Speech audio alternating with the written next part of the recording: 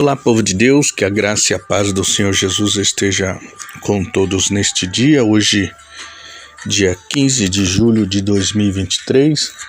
Mais uma vez estamos aqui para trazer a palavra do dia e hoje vamos continuar a segunda parte do capítulo 29. A pastora Maria leu o capítulo 29 do versículo 1 até o versículo 19. E vamos estar fazendo a leitura do capítulo 29, versículo 20, até o versículo 36. Que está escrito assim: Ezequias restabelece o culto a Deus. Então o rei Ezequias se levantou de madrugada e ajuntou os maiorais da cidade e subiu à casa do Senhor. E trouxeram 7 novilhos, 7 carneiros, 7 cordeiros e 7 bodes para sacrifício expiatório, pelo reino e pelo santuário e por todo o Judá. E Ezequias disse aos filhos de Arão, os sacerdotes, que os oferecessem sobre o altar do Senhor. E eles mataram os bois e os sacerdotes tomaram o sangue e o espargiram sobre o altar. Também mataram os carneiros e o espargiram sobre o sangue sobre o altar.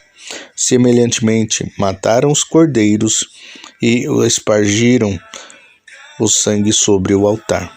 Então trouxeram os bodes para o sacrifício pelo pecado perante o rei e a congregação. E lhes impuseram as mãos. E os sacerdotes os mataram, e com o seu sangue fizeram expiação do pecado sobre o altar para a reconciliação de todo Israel, porque o rei tinha ordenado que se fizesse aquele holocausto e sacrifício pelo pecado de todo Israel.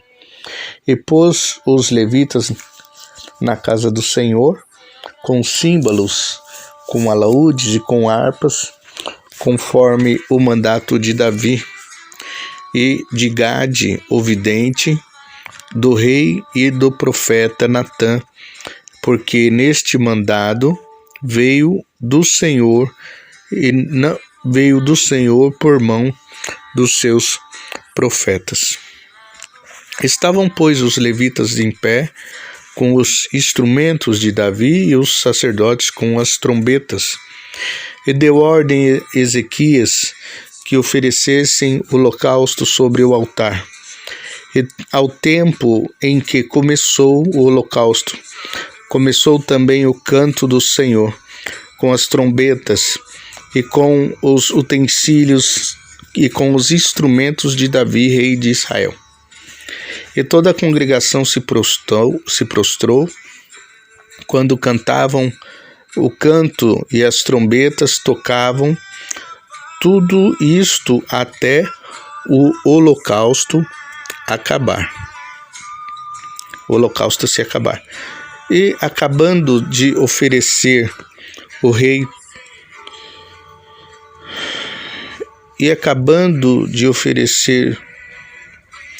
o rei e todos quantos com ele se acharam, se prostraram e adoraram. E respondeu Ezequias e disse: Agora vos consagraste ao Senhor, chegai-vos e trazei sacrifícios e ofertas de louvor à casa do Senhor. E a congregação trouxe sacrifícios e ofertas de louvor, e todo o que tinha essa vontade de coração trouxe holocaustos. O número dos holocaustos que a congregação trouxe foi de 70 bois, 100 carneiros, 200 cordeiros, tudo isso em holocausto para o Senhor. Houve também de coisas consagradas 600 bois e 3.000 ovelhas. Eram, porém, os sacerdotes muito poucos, e não podiam esfolar a todos os holocaustos, pelo que seus irmãos, os levitas, os ajudaram até a obra se acabar e até que os outros sacerdotes se santificaram, porque os levitas foram mais retos de coração para se santificarem do que os sacerdotes. E houve também holocaustos em abundância, com a gordura das ofertas pacíficas e com as ofertas de vinho para os holocaustos. Assim se estabeleceu o ministério da casa do Senhor. E Ezequias e todo o povo se alegraram por causa daquilo que Deus tinha preparado para o povo, porque apressuradamente se fez esta obra. Amém? Louvado seja Deus. Tudo aquilo que estava praticamente acabado ou de alguma maneira destruída, de alguma maneira perdida, Deus sempre levanta remanescentes para continuar a obra e o propósito dele. Nós vimos aqui que através de Acaz, a sua situação em que se afastou dos caminhos do Senhor, deixou os caminhos do Senhor, e agora Ezequias começa a reinar, e nós vimos a primeira parte, onde direcionado por Deus, conseguiu ali com os levitas, sacerdotes, purificar o templo, tirou toda a imundícia, tirou tudo que era coisas que estavam consagrados a outros deuses, outras entidades, fez uma limpeza no templo, purificou o templo por completo, começou a restabelecer toda a ordem sacerdotal, começou a restabelecer toda a organização das funções dos levitas, dos sacerdotes, dos músicos. E aqui no versículo 20 em diante, ele começa a restabelecer o culto a Deus. Não a qualquer Deus, o culto ao Deus verdadeiro. O culto ao Deus de Abraão, de Isaac e Jacó, o Deus criador dos céus e da terra, o Deus que era o verdadeiro Deus de Israel e de Judá. Então, quando Ezequias tem essa atitude de começar a restituir o culto a Deus, ele começa a provocar de novo, não só nele, mas no povo, a buscar a Deus com fé, verdadeira fé nos seus corações, Então, o povo viu em Ezequias sinceridade, o povo viu em Ezequias realmente o desejo e a vontade de fazer as coisas segundo a vontade de Deus, porque o que é mais importante, infelizmente, praticamente é a mesma situação que está acontecendo com os reis de Judá e de Israel, como eram os juízes. Quando o juiz que serve a Deus, que segundo segue os preceitos de Deus, ele está na frente, o povo era abençoado. Aí quando um juiz que se desviava, permitia idolatria, fazer coisa errada, o povo caía no pecado e na promiscuidade. Então esse ciclo está vindo de novo, novamente, agora no período dos reis, Então quando o rei é idólatra, quando o rei é mau, fora dos caminhos do Senhor, vêm os povos inimigos e traz sofrimento, traz dor ao povo de Israel.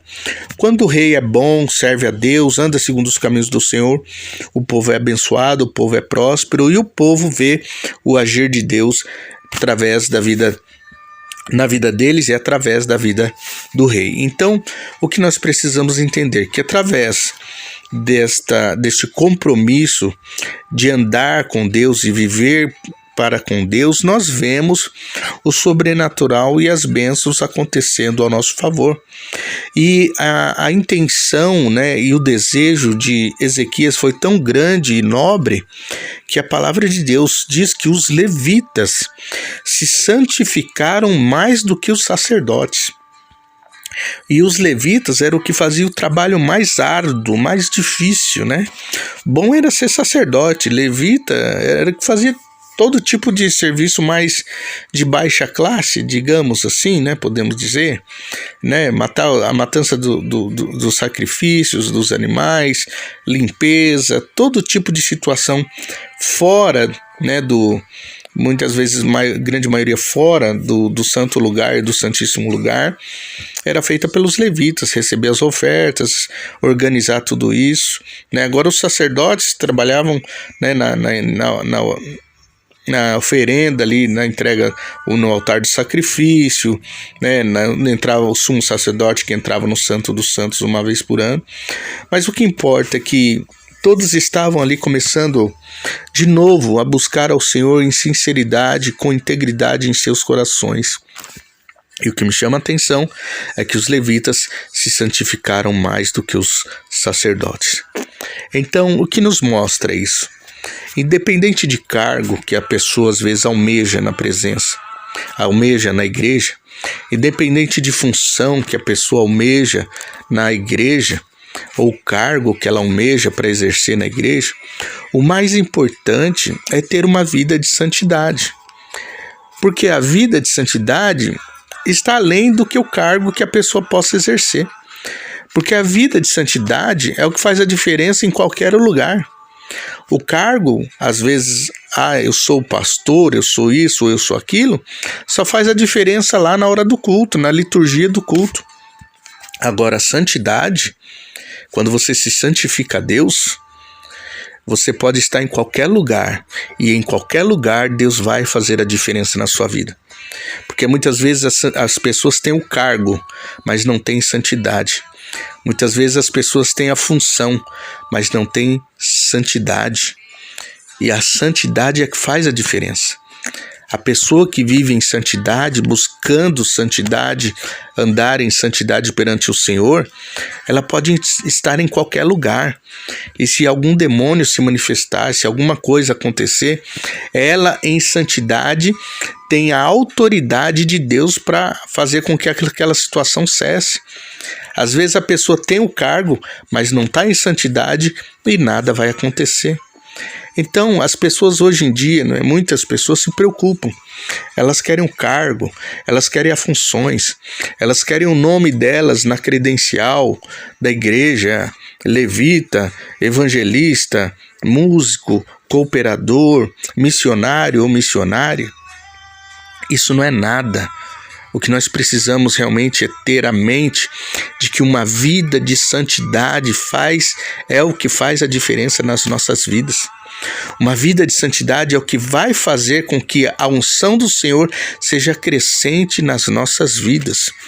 Então, meu querido, busque primeiro a santidade ao Senhor. O cargo, a função, ou aquilo que vierem te dar, é só um adendo pela sua postura e pela sua condição na qual você está servindo e sendo fiel, provando que você está servindo e sendo fiel, não ao homem, não à placa da sua igreja, mas sim ao Deus Todo-Poderoso. E quando buscamos ser santo ao Senhor, nós honramos o nome do Senhor e Ele nos honra nesta terra. Amém? Busque santidade, porque sem ela ninguém verá a Deus. Que Deus abençoe o seu dia, que você possa ter um dia abençoado, você e toda a sua família. Que o Senhor te livre, te guarde e te proteja de todo mal. Mais uma vez, quem vos fala é o pastor Mateus, da Igreja Apostólica Sol da Justiça. E até a próxima oportunidade, assim o Senhor nos permitindo.